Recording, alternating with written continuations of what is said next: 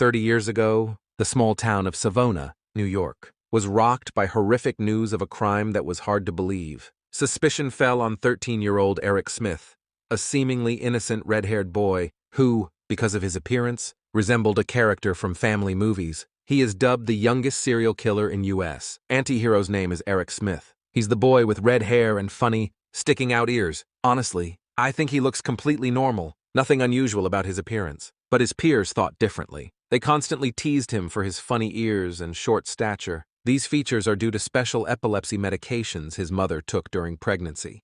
Eric's couldn't or wouldn't fight back against his bullies and started to withdraw from the world. At the trial, the prosecution explained to the jury that Eric was tired of being a victim in his imagination and wanted to know what it felt like to be a tormentor.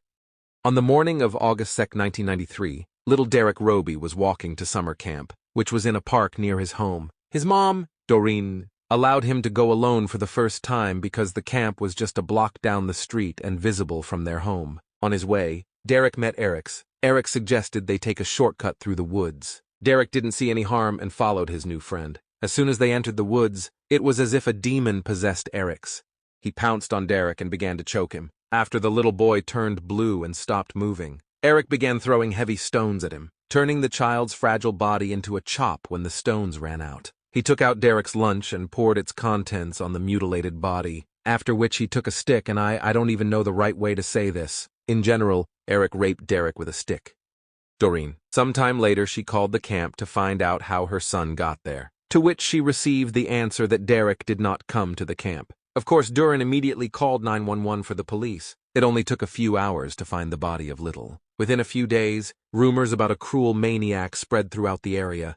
At the same time, Eric's parents noticed their son's strange behavior. He approached a family friend who lived nearby and asked her peculiar questions like, "What will happen to a killer when caught? Or will the police conduct DNA tests?" The neighbor thought that the child was just anxious about potentially being next, and in this way, she wanted to protect him. The parents decided to take the child to the police station so he could talk to an investigator and, consequently, calm down. No one could have imagined that Eric, in the police officer's office, would be so scared that he would voluntarily spill all the information to the investigator. He told how and where he killed little Derek, and most importantly, why the boy didn't just kill the child. He enjoyed the process and didn't want it to end. In one of the interrogations, Eric will say that his anger was actually not directed at Derek himself, but rather he was just imagining other boys in Derek's place who were bullying Eric himself. At the same hearing, the boy confessed that if he hadn't been caught, he would have killed again. The legal proceedings against Eric lasted almost a year. At the same time, the defense tried to argue that Smith suffered from intermittent explosive disorder, which led to the incident. The boy underwent extensive medical examination, including brain function tests, hormone levels, and they found nothing that could explain the child's aggressive behavior except resentment towards his peers.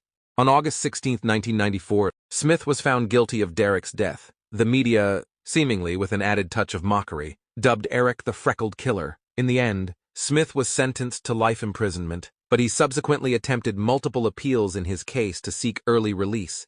He began filing appeals starting in 2001 and submitted a total of 11 appeals, all of which were denied. However, after a staggering 28 years, the court finally decided to grant Eric's appeal and released him on February 22, 2022. At that time, Eric was 41 years old.